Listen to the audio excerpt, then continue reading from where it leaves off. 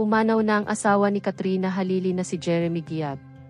Noong January 28, 2024, noong ito ay pumanaw, sa kadahilanang ito ay inatake sa puso sa kanyang bahay sa Quezon City sa edad na 53 years old.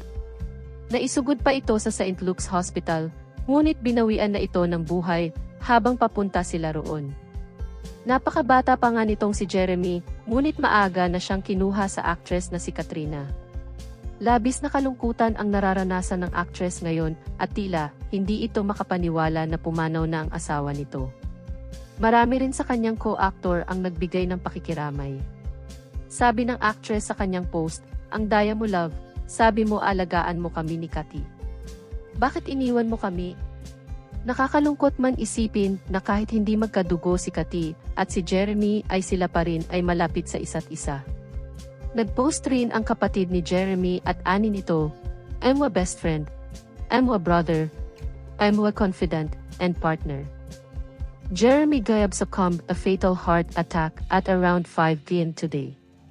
Together with his family, we ask for prayers for his soul's eternal rest with our Lord. A precious life gone too soon. Wait details to follow. Nakakalungkot nga ang pangyayari, ngunit kailangan ni Katrina Halili na magpakatatag para sa kanila ng kanyang anak.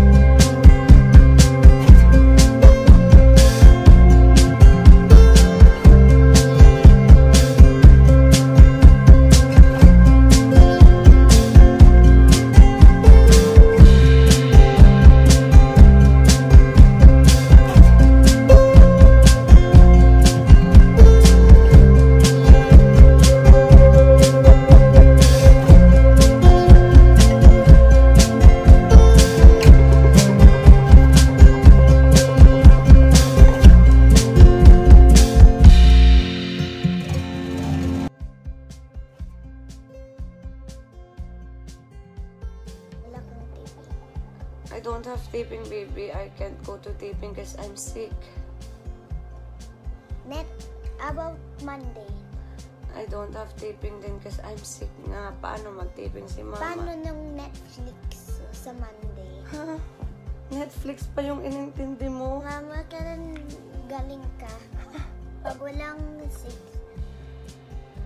Walang Netflix.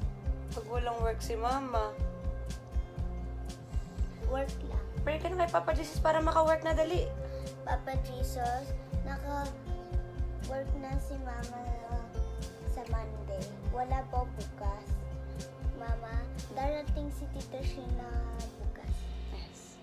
Take care mo ako tonight. Mama, anong oras darating siya? I don't know, baby. Mga 8. Kiss me. Sabi ni Tita Sheena. I love you.